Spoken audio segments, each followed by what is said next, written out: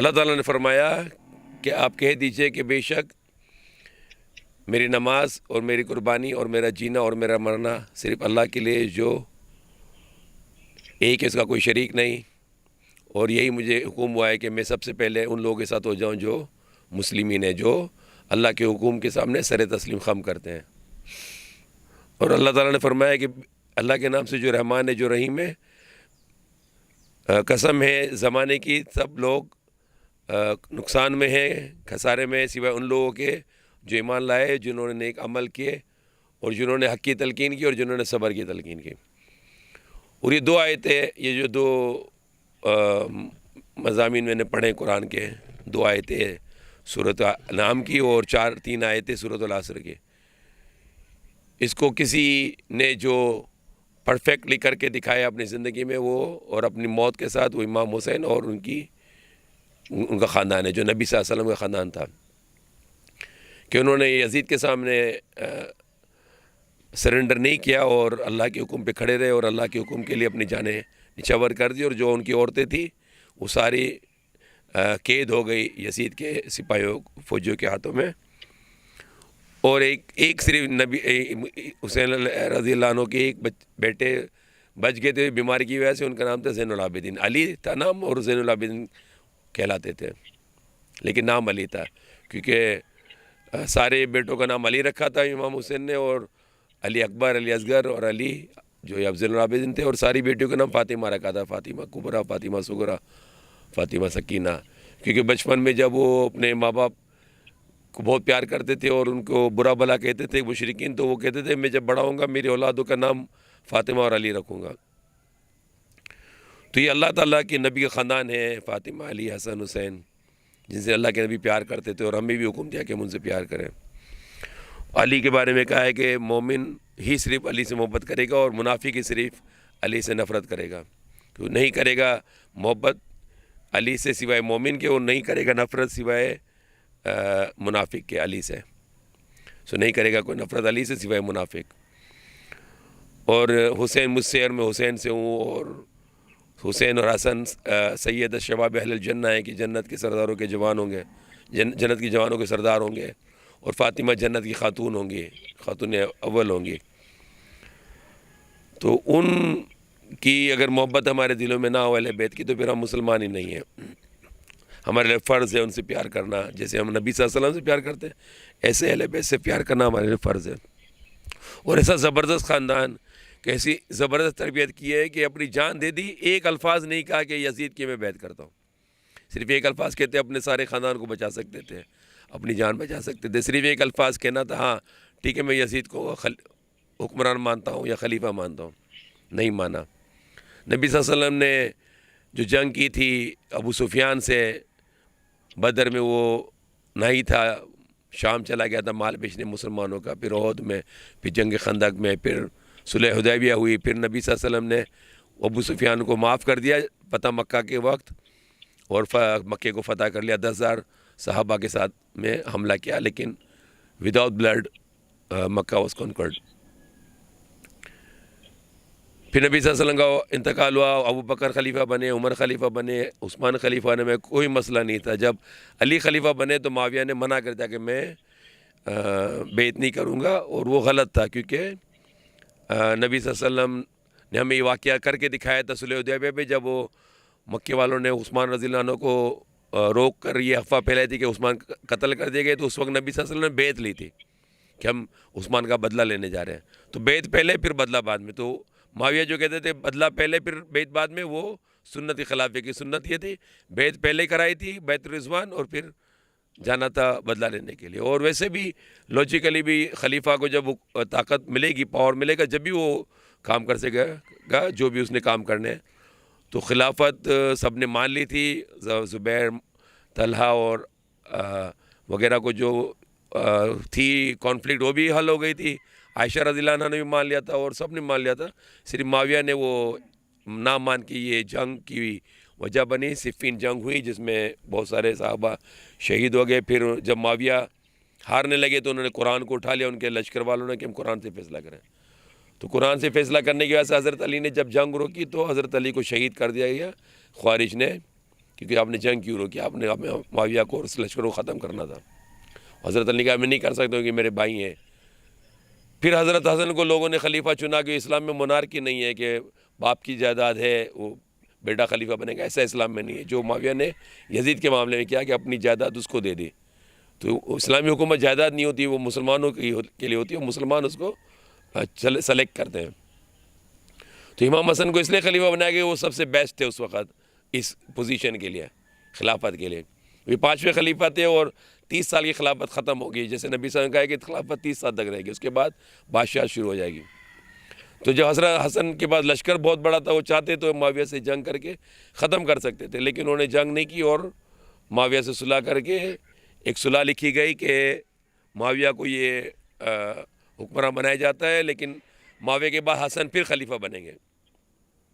اور حضرت علی کے بارے میں گالیاں نہیں کہیں جائیں گی بنی امیہ کی طرف سے، جو ہزاروں مساجد میں معاویہ کے زمانے میں اور ان کے بعد دوسرے جو حکمران تھے ان کے یزید کے اور دوسرے حکمرانوں کے زمانے میں گالیاں دی جاتی تھی۔ عمر بن عبدالعزیز نے اس کو ختم کیا، جو اچھے خلیفہ تھے، لیکن بنی امیہ میں حضرت علی کو اور ان کے خاندان کو گالی دینے کا رواج قائم ہو گیا تھا، مسجدوں کے اوپر میں، ممبروں کے اوپر میں۔ تو اس کے اندر یہ بھی لکھا ہوتا صلح میں کہ حضرت حسن نے یہ لکھوایا تھا کہ میرے والد صاحب کے بارے میں برا بلا نہیں کہا جائے گا انہیں۔ حضرت نبی صلی اللہ علیہ وسلم کی جو زوجہ تھی ام سلمہ، وہ کہتی کہ کیا نہیں دیکھا کہ لوگ آج نبی صلی اللہ علیہ وسلم کو گالیاں دے رہے ہیں؟ تو لوگوں نے کہا نہیں، کون دے رہا ہے گالیاں؟ کہتے ہیں جو علی کو گالی دے وہ نبی کو گالی دی، یہ نبی صلی اللہ علیہ وسلم نے فرمایا۔ تو پھر حکومت کے دوران ہی حضرت حسن رضی اللہ عنہ کو شہید کر دیا گیا زہر دے کے، تو وہ یزید کا راستہ کلیئر ہو گیا۔ اب یزید کے سامنے حسین رضی اللہ عنہ تھے، اور بھی صحابہ تھے جنہوں نے بغاوت، جنہوں نے نہیں مانا تھا حکومت کو، کیونکہ اسلامی حکومت نہیں تھی، یہ موروثی حکومت تھی جو باپ کی حکومت کے اوپر دی گئی تھی۔ تو عبداللہ بن عمر نے بھی خلاف مخالفت کی، عبداللہ بن زبیر رضی اللہ عنہ کے بیٹے، انہوں نے بھی مخالفت کی، ابوبکر صدیق کے بیٹے محمد بن ابوبکر نے بھی مخالفت کی، لیکن سب سے بڑی مخالفت حضرت حسین بن علی رضی اللہ عنہ نے کی، اور انہیں کوفہ سے خط آئے ہزاروں کی تعداد میں، آپ ادھر کوفہ آ جائیں آپ کے والد کی طرح، اور ہم آپ کا ساتھ دیں گے، اور ہم آپ کے ساتھ لے کے انقلاب لا کے پھر ہم آپ کی ذریعے سے خلافت قائم کریں گے۔ تو امام حسین کو پہلے فورس کیا گیا کہ مدینے میں بیعت کرائیں یزید سے، پھر وہ مکے چلے گئے، مکے میں پناہ لی، پھر وہاں بھی ان کو ڈر تھا کہ مکے میں خون خرابہ ہوگا، وہاں سے نکلے کوفہ کی طرف جانے لگے تاکہ کوفہ کے لوگوں کے ساتھ مل کے جہاد شروع کریں یزید کے خلاف۔ تو نعمان بن بشیر اس وقت کوفہ کا حکمران گورنر تھا، اس کو یزید کو پتہ چل گیا، اس نے معزول کر دیا وہ نعمان بن بشیر کو، اور فاسق ابن زیاد کو اس نے مقرر کیا، اور ابن زیاد نے ان رضاکاروں کو شہید کیا جو پکے تھے، اور باقیوں کو اپنی طرف کر لیا۔ امام حسین 72 کے ساتھ جب پہنچے کربلا کے میدان میں، تو اس وقت وہ سب پیچھے ہٹ چکے تھے اور باقی شہید ہو چکے تھے۔ تو اب ان 72 کے ساتھ جب امام حسین، جن میں بچے عورتیں بھی تھی، یا تو وہ یزید کی حکومت مان کے اسلام کو نیچے کر دیتے، یا پھر یزید کے خلاف کھڑے ہو جاتے 72 کے ساتھ، اور 30,000 کی فوج تھی اور اسلام کو جیتا دیتے۔ تو اسلام جیت گیا، یزید ہار گیا۔ چاہے امام حسین، ان کے بھائی، ان کے بیٹے، ان کے بھانجے، بھتیجے، دو سارے شہید ہو گئے، سوائے ایک اولاد کے، ایک لڑکے کے، ایک بیٹے کے، علی زین العابدین۔ لیکن پھر بھی جنگ جیت گئے، کیونکہ آج تک لوگ حسین سے پیار کرتے ہیں، اور آج تک لوگ یزید کو لعنت کرتے ہیں، جس نے زبردستی اہل بیت کو شہید کیا، اللہ کے نبی کے خاندان کو شہید کیا، اور اللہ کے نبی کے خاندان کو عورتوں کو قید کر کے ان کے دوپٹے، ان کے چادروں کو اتارا اور ان کو ذلیل کیا، نعوذ باللہ۔ ان کو پہلے کوفہ کے دربار میں ابن زیاد کے پاس لے جایا گیا امام حسین کی اور تمام اہل بیت کے سروں کے ساتھ، پھر انہی سروں کو اور انہی عورتوں کو 1600 کلومیٹر پیدل چلا کے دمشق میں یزید فاسق لعنتی کے دربار میں لے جایا گیا، ان سروں کو، امام حسین کے اور دوسرے کے اہل بیت کے سروں کو، اور ان عورتوں کو جن کی چادریں اتار دی گئی تھی ان کو لونڈیا بنا کے پیش کیا گیا، نعوذ باللہ۔ اور وہ بھی زین العابدین کو قتل کرنا چاہتے تھے، امام بی بی زینب نے ان کو روکا، وہ بیچ میں آ گئی اور ان کو بچایا اللہ کے حکم سے۔ تو یہ ساری دردناک کہانیاں ہیں کہ جس میں علی اصغر کے لیے جب پانی مانگا تو اس کو بھی تیر مار کے شہید کر دیا، امام حسین نے کہا یہ تو تم سے نہیں لڑ سکتے، اس کو تو پانی دے دو۔ 3 دن تک پانی بند کیا ہوا تھا دریائے فرات کا، اور علی اکبر کو شہید کیا، 3 دن پیاسے تھے وہ بھی، اور پھر عباس گئے پانی لینے کے لیے تو پانی نہیں پیا، کیونکہ وہ چاہتے تھے کہ پہلے میں عورتوں بچوں کو پانی پلاؤں۔ پھر وہ جب پانی لے کے آئے تو انہوں نے کئی کو قتل کیا، پھر ان کے ایک ہاتھ کا بازو کاٹا گیا، دوسرا بازو کاٹا گیا، انہوں نے دانتوں سے پکڑا، پھر دانتوں میں بھی تیر مارا گیا، اس پانی کو پھینک کر ان کو ضائع کر دیا، اور امام حضرت عباس کو بھی شہید کر دیا گیا۔ پھر آخری میں حضرت حسین آئے تو ان کو گھوڑے کو پکڑنے والا کوئی نہیں، تو بی بی زینب نے گھوڑا پکڑ کے ان کو بٹھایا اور میدان میں بھیجا۔ پھر امام حسین نے کئی بے حساب لوگوں کو قتل کیا، کافر ان ظالموں کو، اور پھر خود شہید ہو گئے۔ جب گرے تو کئی 100 سے اوپر ان کے زخم کے نشانات تھے ان کے جسم پر، اور پھر ان کے گردن کو کاٹا گیا، ان کے سر کو کاٹا گیا، اور ان ساروں کے جسموں پہ گھوڑے چلائے گئے، اور پھر ان ساروں سروں کو پھر جیسے میں نے کہا کہ کوفہ میں پھر دمشق میں لے جایا گیا۔ تو یہ سارا کچھ عاشورے والے دن ہوا۔ آج عاشورہ ہے، تو عاشورہ پہلے تو روزہ اس لیے رکھتے تھے، نبی صلی اللہ علیہ وسلم کے موسیٰ علیہ السلام کو اللہ نے نجات دی تھی فرعون سے، اور بھی چیزیں ہوئی ہیں کہ ابراہیم علیہ السلام کو نجات ملی آگ سے، اور یونس علیہ السلام کو نجات ملی مچھلی کے پیٹ سے، اور آدم علیہ السلام کی مغفرت ہوئی، اور نوح علیہ السلام کو کشتی میں اللہ نے سوار کیا۔ پہلے یہ روزہ شکرانے کا تھا، اب یہ روزہ شکرانے کا بھی ہے اور یہ روزہ قربانی کا بھی ہے، کہ اس دن دنیا کی سب سے بڑی قربانی دی گئی تھی۔ صرف ایک شخص نے نہیں، پوری خاندان نبی صلی اللہ علیہ وسلم اور ان کے دوستوں نے قربانی دی اللہ کے راستے میں۔ ایسی مثال کوئی نہیں ملتی ہے۔ بڑے بڑے لوگوں نے اس کے بارے میں کامنٹ دیے، جیسے ساؤتھ افریقہ کا جو لیڈر تھا نیلسن منڈیلا، جب وہ 20-25 سال لڑتا رہا برٹش سے، ان کے خلاف اس نے سرنڈر نہیں کیا۔ وہ ایک دن وہ سرنڈر کرنا چاہتا تھا جیل میں،